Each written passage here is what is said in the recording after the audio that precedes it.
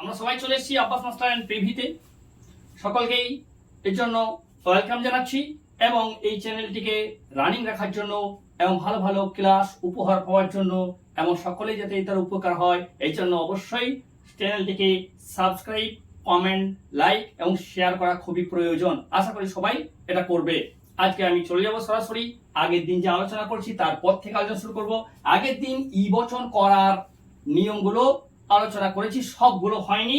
6 নম্বর নিয়ম পর্যন্ত আমরা করেছি কোন বাক্যগুলোকে আমরা ই বচন করব বা কোন বাক্যগুলি আমাদের ই বচন করতে হবে।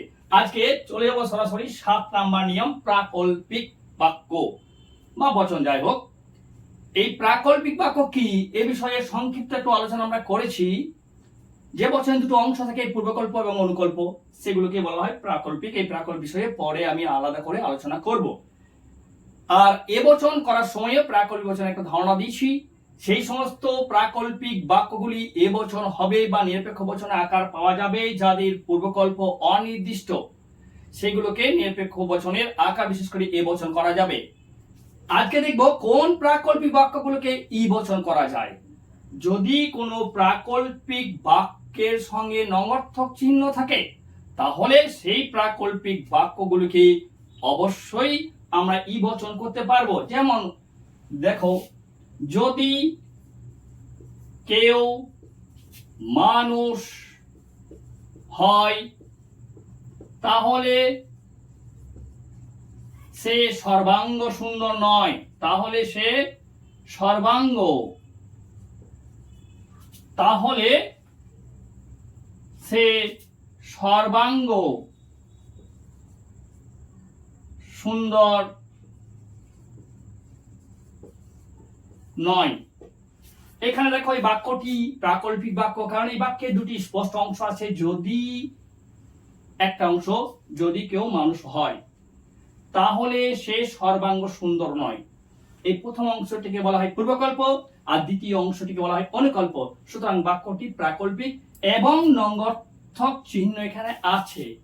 সুতরাং এটাকে আমরা ই বচন করতে পারবো। ই কোন লেখার পরে প্রাকল্পিক বাক্যের সরাসরি উদ্দেশ্য পদ বসে যাবে। মানুষ, কোন মানুষ, সংযোজক আকার থেকে আমরা পেয়ে গেছি নয়। বিধেয় পদ সর্বাঙ্গ সুন্দর, সর্বাঙ্গ সুন্দর। এই হয়ে গেল প্রাকল্পিক বাক্যের ই বচন করার পদ্ধতি বা কোন বাক্যগুলি আমাদের ই বচন হবে।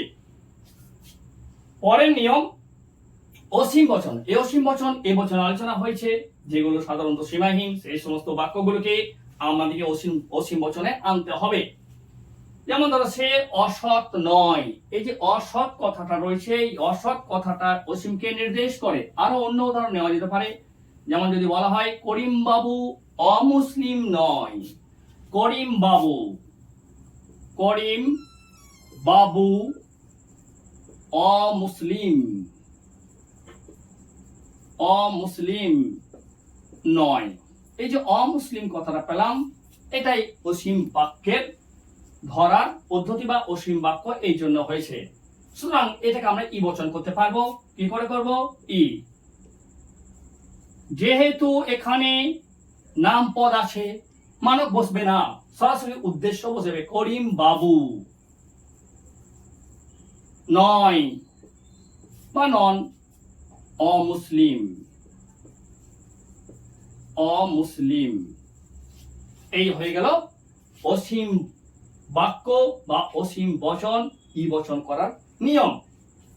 পরবর্তী নিয়ম হচ্ছে উপসংকেত। উপসংকেত এর আগে এ বচন সভায় আলোচনা হয়েছে। এখানেও কিছু উপসংকেতমূলক বাক্য আছে যেগুলোকে ই বচন করা যাবে বা যেগুলোকে ই বচন করতে হবে। উপসংকেত বলতে সময়, স্থান, ক্ষেত্র এইগুলো বেশিরভাগই ব্যবহার হয়। যেমন বলা হলো সে কখনোই, সে কখনোই অসৎ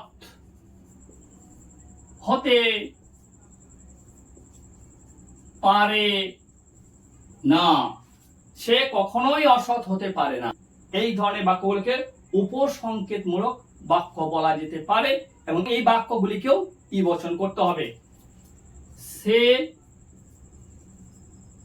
নয় অসৎ। তাহলে এ পর্যন্ত আমরা ই বচন করার বেশ কিছু নিয়ম শিখে গেলাম। আমরা এই সমস্ত নিয়মগুলোকে যাতে সহজে মনে রাখতে পারি বা সহজেই যে কোনো বাক্য দেখে আমরা ধরে নিতে পারবো যেটা ই বচন হবে, তার জন্য একটা ছকের সাহায্যে মনে রাখা যায়। ছকটা ফলো করো। কোনো যুক্ত নয় সমান ই বচন, নেই সমান ই বচন,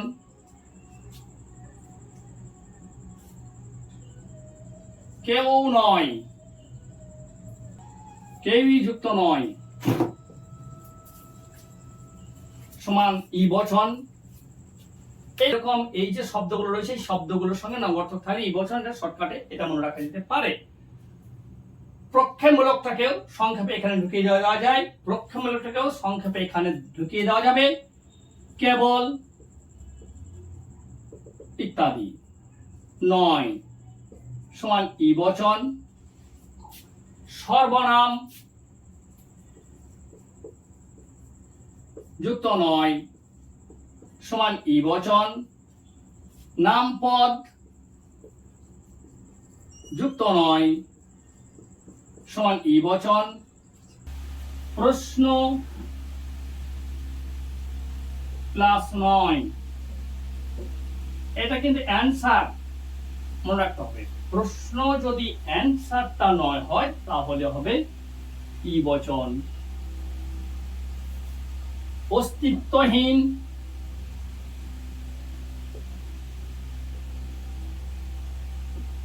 অস্তিত্বহীন যুক্ত নয় ই বচন। প্রাকল্পিক যুক্ত নয় ই বচন। উপসংকেত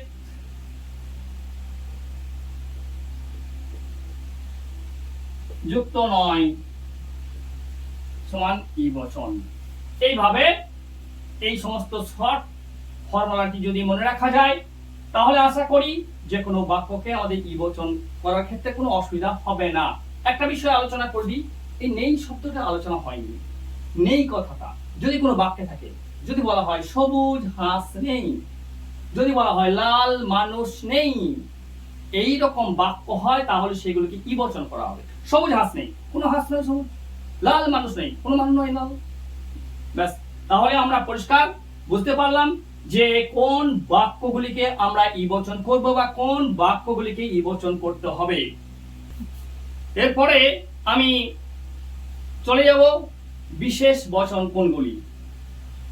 এই পর্যন্ত চতুর্বর্গ পরিকল্পনা থেকে আমরা মোট 4 ধরনের বচন পেয়েছিলাম। তার মধ্যে পরিমাণ অনুযায়ী 2 রকম বচন, সামান্য সদর্থক এ বচন এবং ই বচন। এই এ বচন এবং ই বচন অর্থাৎ সামান্য সদর্থক সামান্য নগর্থক, এই দুটি বচন কিভাবে করতে হবে বা এই দুটি বচন কোন কোন বাক্যগুলি হবে সেই বিষয়টা কমপ্লিট হলো। এরপরে আমরা দেখব বিশেষ বচন দুটি আই এবং ও, কোন কোন বাক্যগুলিকে আমরা আই বচন করব আর কোন বাক্যগুলিকে আমরা ও বচন করব। পরপর ক্লাসগুলো হয়ে যাবে। একটা জিনিস মনে রাখতে হবে, আমার এই লজিক সম্পর্কে ধারণা তথা যুক্তি বা বচন সম্পর্কে ধারণা পেতে হলে প্রথম থেকে পরপর ক্লাসগুলোকে ফলো করতে হবে। কোনো একটা ক্লাস মাঝে ড্রপ করে দিলে মনে হয় না খুব একটা সুবিধা হবে, শেখা যাবে। পরপর যদি ক্লাসগুলো ফলো করা হয় তাহলে বচন সম্পর্কে আশা করি কারো কোনো কমপ্লিকেশন থাকবে না, সবাই খুব সুন্দরভাবে বচনটা শিখে যাবে।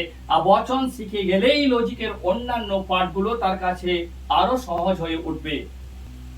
কয়েকটি কথা, এই ধরনের আলোচনা ফ্রি ভাবে পেতে হলে বারবার একটা অনুরোধ করছি, চ্যানেলটিকে চালু রাখার জন্য বেশি বেশি করে শেয়ার, লাইক এবং কমেন্ট করা খুবই জরুরি। অবশ্যই সবাই এই বিষয়ে সতর্ক থাকবে।